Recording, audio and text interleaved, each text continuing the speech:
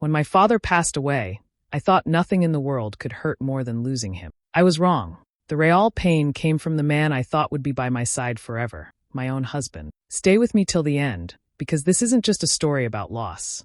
It's about discovering who people truly are when money is involved, and how betrayal can come from the last person you'd expect. My name is Emily Carter. I'm 34 years old, and just a week ago, I buried my father, my rock, my biggest supporter, the man who taught me everything about hard work and kindness. I was exhausted, numb, and barely functioning. My husband, Daniel, seemed like he was there for me, holding my hand, making tea, telling me he'd take care of things until I was ready to stand again. I thought I was lucky to have him. But one morning, not even a week after the funeral, Daniel walked into the kitchen with this strange, cold look in his eyes. I thought maybe he wanted to talk about the will or funeral costs. Instead, he sat down and said, as casually as if he were talking about the weather, "Emily, I'm filing for divorce." At first, I couldn't process it. My mind went blank. Divorce? Now? Why? Then he leaned back in his chair and said, "Your dad left you a lot of money. Half of it is mine by law, and I don't see the point in pretending anymore." I felt my stomach twist so hard it made me sick. My father had left me $750,000, money he had worked for his entire life, money he intended for me to be safe and secure. And here was the man I loved, treating it like a prize he'd been waiting to collect. All those nights he had hugged me while I cried, they weren't love. They were patience.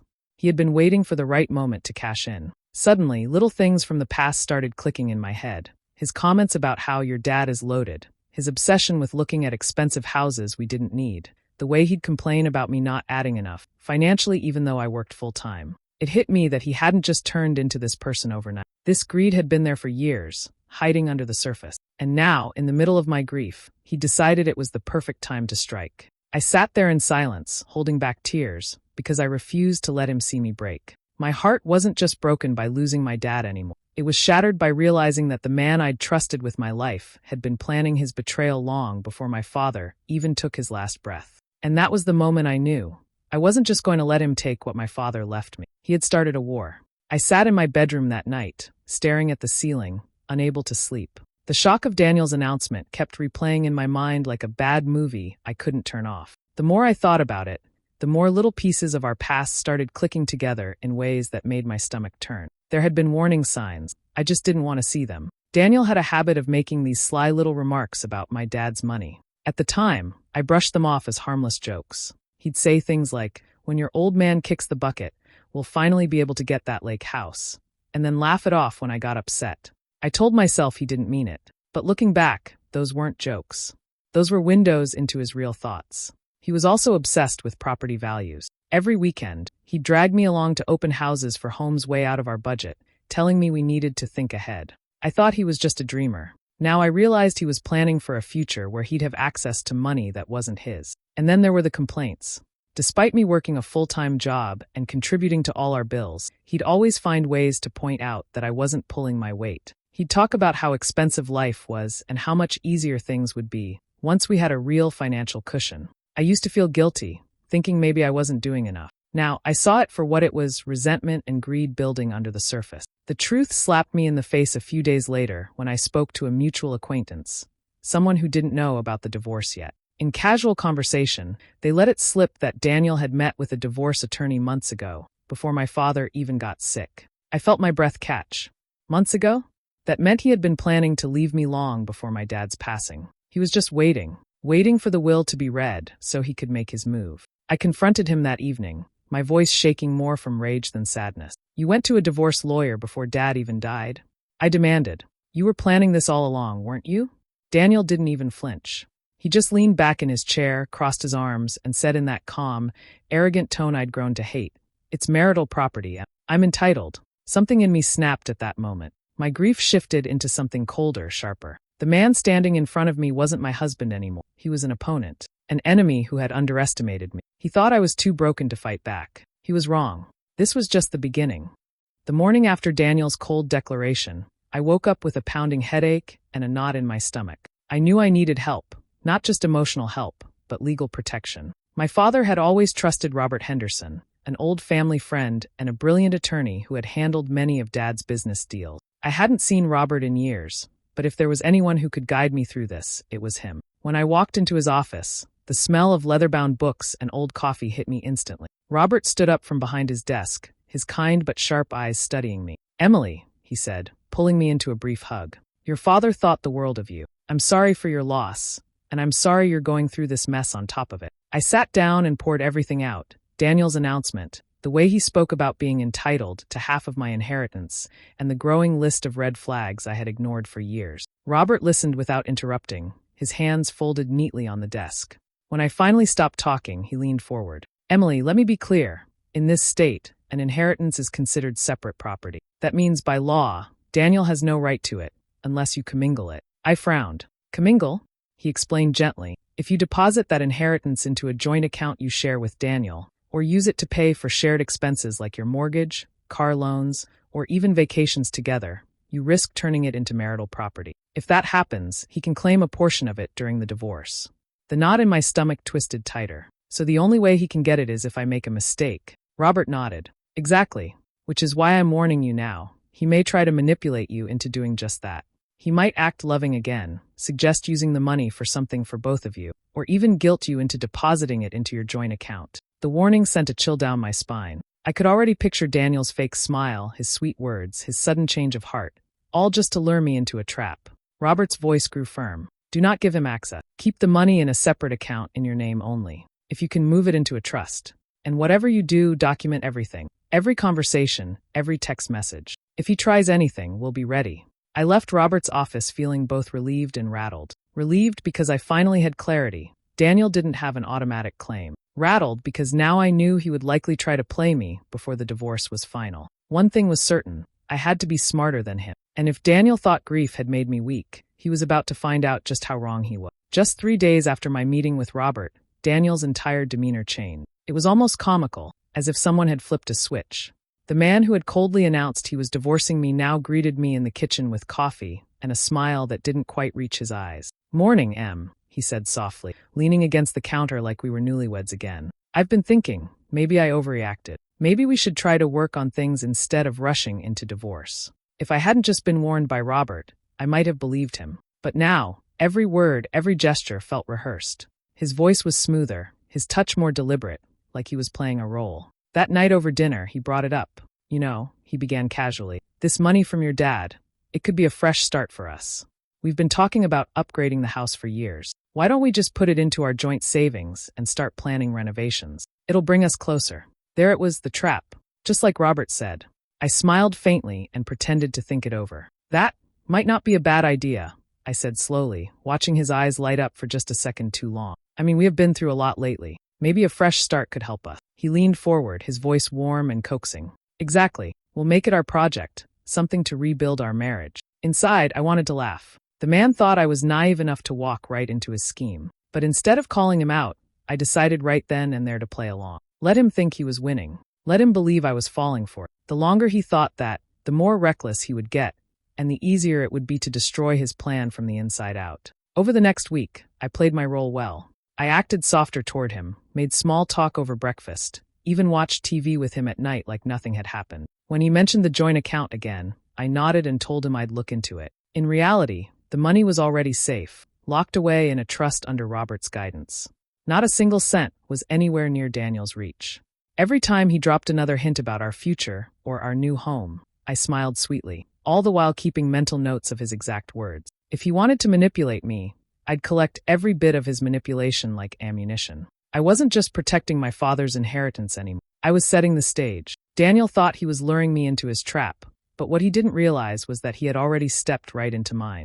I couldn't shake the feeling that Daniel was hiding more than just greed. Something about the way he had shifted so suddenly, the fake smiles, the too eager charm, made my skin crawl. I needed to know everything, not just about the inheritance, but about him. I needed proof. That's when I called Sandra Miller, a private investigator my father had recommended years ago. Sandra was sharp, no-nonsense, and thorough, exactly the person I needed. When I explained the situation, she didn't flinch. She just nodded, asking for details about Daniel's routines, work, and social habits.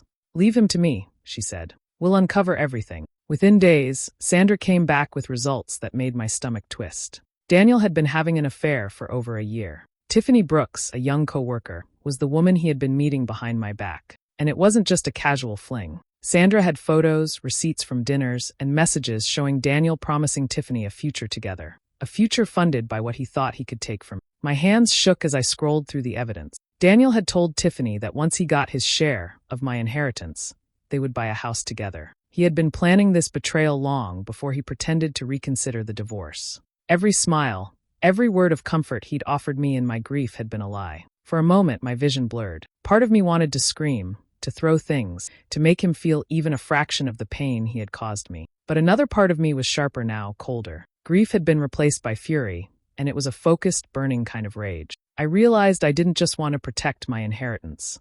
I wanted to make him pay, emotionally, financially, and socially. Every lie he had told me, every manipulation, every stolen moment of trust would be accounted for. And I would do it in a way that left no room for him to deny it. Sandra and I discussed our next steps carefully. The evidence she had gathered was enough to destroy his credibility if I used it wisely. I needed to play my cards slowly, make him believe he was still in control, while quietly building a strategy that would ensure he lost everything. As I sat in my living room that evening, looking at the photos and messages, a strange calm settled over me. I wasn't helpless anymore. Daniel had underestimated me, just like he had underestimated my father's legacy. But now I had the power. I allowed myself a small, almost imperceptible smile. Let him think he was winning, let him continue his lies and scheme. Because the moment he least expected it, the truth, and the full force of my revenge, would hit him like a storm. For the first time in days, I felt something like control. And it was intoxicating. Daniel had started this game, but I was going to finish it, on my terms. I continued playing the part Daniel wanted me to. Every morning, I greeted him with a soft smile, laughed at his jokes, and even allowed him to hold my hand for a few moments longer than necessary. He believed he had me wrapped around his finger again, convinced that I was forgetting the betrayal and stepping back into his trap. Little did he know, I was watching him as closely as he thought he was watching me. Over the next week, I made sure to subtly steer our conversations toward the inheritance. I asked questions that seemed naive, feigning curiosity about his ideas for our future and what he would do with the money. He took the bait instantly, his confidence growing with every word. One evening, as we sat in the living room, he spoke carelessly, thinking I was falling in love all over again. "You know, Em," he said, leaning back in his chair, "once I get what's mine, we can finally start fresh. New house, new life, just us away from all this mess." I forced a faint smile, pretending to consider it, but inside I was recording every word. My phone was discreetly tucked into my sleeve, catching every detail. Over the next few days, I continued this charade, letting him speak freely about his plans, his ambitions, even the ways he intended to manipulate the divorce to his favor. Each confession, each boast, became ammunition for the moment when I would confront him with the truth. Meanwhile, I moved swiftly to protect what was mine. With Robert's guidance, I transferred the inheritance into a trust, a separate account he managed independently. Daniel had no access, no influence, and no clue that the money he so greedily imagined in his hands was already out of reach. I smiled quietly to myself as I signed the final documents, a sense of relief washing over me that for the first time, I was completely untouchable in this battle. The irony wasn't lost on me. Daniel thought he was charming his way into winning, that he had the upper hand because I was pretending to reconcile. But the tables had turned entirely. I was the one controlling the narrative now. I wasn't just protecting my inheritance. I was building the perfect foundation for his downfall. I even allowed him little victories, a smile here, a gentle touch there, so he would let his guard down completely. Every word he said, every plan he outlined, was being carefully documented. When the time came to expose him, there would be no way for him to deny it. By the end of that week, I felt a sense of power I hadn't experienced since my father passed. Daniel was blind to it, convinced he was in control, while I held all the leverage. He had underestimated me, and now every action I took was deliberate, every smile a calculated move. For the first time, grief had been replaced by strategy. I wasn't just surviving Daniel's betrayal, I was preparing to crush it entirely, and he wouldn't see it coming until it was too late. It was a Friday evening, and Daniel suggested we attend a dinner with some of our mutual friends. Normally, I would have avoided it. The thought of pretending to be happy in front of everyone while my husband plotted against me made my stomach twist. But tonight, I saw an opportunity. I had to set the next stage in motion. The restaurant was buzzing with laughter and chatter. Daniel greeted everyone with his usual charm, and I followed, smiling politely, letting him think I was fully reconciled. As we all settled at the table, I began weaving my words carefully, dropping little hints about Daniel's plans, without directly accusing him. "Oh, you know," I said casually, swirling my wine glass, Daniel's been talking about some big real estate dreams lately. Something about buying a house with Tiffany, once he figures things out with me. The conversation froze for a second. I noticed a few raised eyebrows, quiet murmurs exchanged across the table. Daniel's hand twitched near his glass, his confident smile faltering just slightly. I could feel the tension in the room shift. Whispers began to spread, subtle at first, then growing louder as friends exchanged glances and quiet questions. I kept my tone light, as if I were simply making small talk. Daniel's eyes darted nervously around the table, catching snippets of conversations that confirmed my words were traveling faster than he could control. His breathing grew shallow, and he started fidgeting with his napkin, a sure sign he knew the walls were closing in. Minutes later, Tiffany appeared at the entrance of the restaurant. She had clearly heard the gossip herself, and her face was flushed with a mix of anger and embarrassment. She approached Daniel, voice sharp and cutting through the murmurs of the room. "Daniel, how could you promise me a future when you're still married to her?" she demanded, her tone loud enough for everyone to hear. Daniel opened his mouth to respond, but no words came out at first. He stammered, trying to justify himself, but Tiffany wasn't having it. Voices rose, fingers were pointed, and soon a full-blown shouting match erupted in the middle of the restaurant. I sat back quietly, a small, almost imperceptible smile tugging at the corners of my lips. I didn't need to intervene. The truth was unraveling itself publicly, and I was the one holding the strings. Every eye in the room was on Daniel, the man who had tried to manipulate and betray me. He was exposed, humiliated, and completely out of control. I watched as Tiffany stormed out, leaving Daniel red-faced and scrambling for excuses. The friends around us whispered, some glancing at me with sympathy, others shaking their heads at his audacity. The charm he had relied on for years had evaporated in an instant, replaced by panic and regret. For the first time since my father's funeral, I felt a deep sense of satisfaction. Justice, in its slow, careful way, was unfolding exactly as I had planned. Daniel thought he could play me, hide his betrayal, and manipulate everyone. But tonight, in front of friends and witnesses, the mask had come off, and the truth was undeniable. As I sipped my wine and listened to the murmurs, I knew this was only the beginning. Daniel's unraveling was public, irreversible, and inevitable, and I was finally in control. The morning the papers arrived at Daniel's office, I felt a strange mix of calm and excitement. Months of careful planning, patience, and hidden vigilance had led to this moment. With Robert by my side, I had built a rock-solid case, and now it was time to strike. I watched from the doorway as the process server handed Daniel the divorce documents. He froze for a moment, reading the first page, and then looked up at me. His eyes were a mix of shock, anger, and disbelief. "Emily, what is this?" he demanded, his voice trembling slightly. "Divorce," I said simply, my tone steady. "You thought you could take what's mine, lie, cheat, and manipulate your way through, but that ends today." Robert stepped in calmly, explaining that all the evidence had been documented carefully. The private investigators' photos of Daniel and Tiffany, the recordings of Daniel speaking openly about taking what's his and starting a new life without me, and all the notes I had kept of his manipulations. It was meticulous, irrefutable. Daniel tried to protest, claiming I was exaggerating, twisting facts, or overreacting. But with each piece of evidence, his confidence crumbled. The audio recordings played, capturing his own words, his promises to Tiffany, his plans to claim half of my inheritance.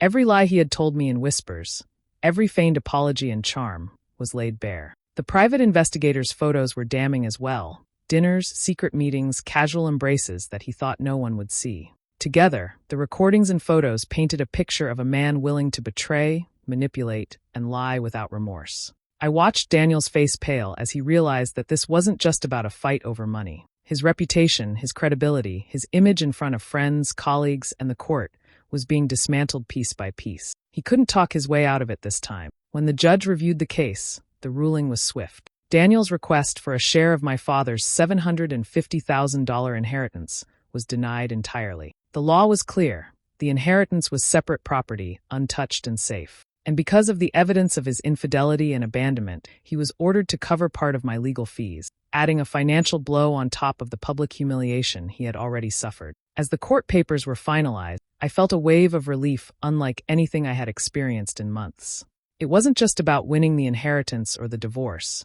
It was about reclaiming my life and asserting my dignity. Daniel's manipulation had failed. His greed had been exposed. And for the first time, I felt truly free from the shadow he had tried to cast over my grief and my future. Leaving the courthouse, I walked with my head held high. The legal battle had been intense, but justice had been served. I had protected what was rightfully mine, exposed the lies, and ensured that Daniel faced the consequences of his actions. The fight had been mine to win, and win I had. For the first time, I could breathe again, knowing that Daniel's attempts to control me, to take from me, and to humiliate me had all been turned back on him, decisively, legally, and finally. The weeks following the divorce ruling were almost surreal. Daniel was a shadow of the man he had once been, arrogant, charming, and self-assured. Now, he was drowning in legal debt, his reputation in tatters, and even Tiffany had walked away, fed up with the chaos and public embarrassment. Every call he made, every attempt to salvage his pride, seemed only to dig him deeper into isolation. Meanwhile, I was rebuilding my life. The house my father had left me remained mine, untouched and secure, a sanctuary filled with memories of him and the lessons he had taught me. The inheritance, which Daniel had so greedily eyed, stayed safe in the trust one had arranged with Robert, providing me not just financial security, but a sense of vindication. For the first time since my father passed, I felt the weight of control back in my hand. There was one final piece to settle: Daniel's prized classic car. He had always flaunted it, polished to perfection, gleaming in the driveway like a symbol of his success and ego. But I knew from financial records and conversations with Robert that it had been purchased with joint funds during our marriage. With the proper evidence, I proved in court that the car legally belonged to me. When the ruling came through, it was a small but satisfying victory, a tangible reminder of everything I had fought to protect. Once it was mine, I decided to sell it. The car was beautiful, yes, but I didn't want a trophy of revenge cluttering my life. Instead, I wanted to transform it into something meaningful. A portion of the proceeds went toward establishing a scholarship fund in my father's name, a way to honor his memory, his dedication, and the values he had instilled in me. Every student who benefited would carry forward a piece of his legacy, and in that, I found profound satisfaction. Watching Daniel struggle to pay off debts, face whispers and judgment from our mutual friends, and lose the woman he had been planning a future with, I felt a calm sense of justice. There was no gloating, no malicious glee, just a quiet recognition that the universe, in its own way, had restored balance. His arrogance, greed, and deceit had cost him dearly, while my careful planning, patience, and determination had preserved what mattered most. Life slowly began to feel normal again. I could walk through the house, hear my father's voice in the little reminders he had left behind, and feel a sense of security I hadn't known since his passing. I had been tested by grief, betrayal, and manipulation, and I had emerged stronger, wiser, and more resilient. The financial blow had been complete, but more importantly, it was poetic justice. Daniel had believed he could control my life, take what wasn't his, and manipulate me into weakness. Instead, he had been exposed, defeated, and left to face the consequence. And I had transformed a moment of cruelty into one of empowerment, ensuring my father's legacy remained intact while building a future I could be proud of. For the first time in months, I felt at peace. Months had passed since the divorce was finalized, and life had begun to settle into a quiet rhythm. I found myself waking up without the constant anxiety that had plagued me for so long, without the weight of betrayal pressing down on my chest. The grief for my father was still there, of course, a steady ache, but it no longer defined me. I had learned to carry it alongside strength, resilience, and a deep sense of clarity. One sunny afternoon, I decided to visit my father's grave. The cemetery was peaceful, birds chirping softly, and a gentle breeze rustling the leaves above. Standing before his headstone, I felt a wave of emotions: love, loss, and pride. I knelt down, placing fresh flowers carefully on the grave, and spoke softly, as if he could hear me. "Dad," I whispered, "I did it. I protected what you worked so hard for. I didn't let anyone take it, and I didn't let anyone break me. I hope you're proud."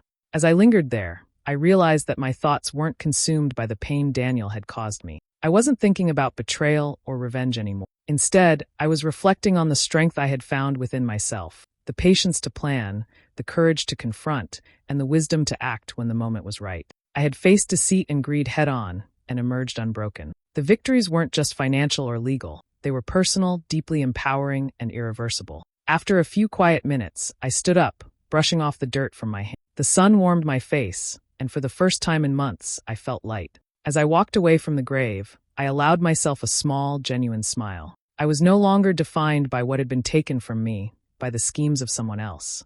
I was moving forward on my own terms. A few blocks down, I stopped at a gas station. As I filled my tank, I noticed someone approaching from the corner of my eye. It was Daniel, disheveled, bitter, and alone. He looked like a man who had lost not only a battle but also himself. His gaze met mine, and for a moment, I saw the weight of his failures reflected in his eyes. I didn't feel anger anymore, not the burning, desperate kind that had fueled me for months. I felt calm, almost detached.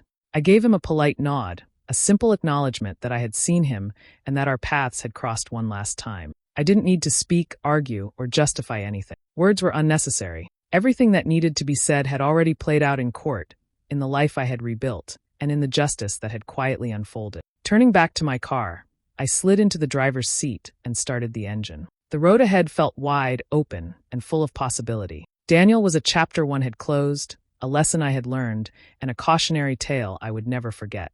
But more importantly, I was free.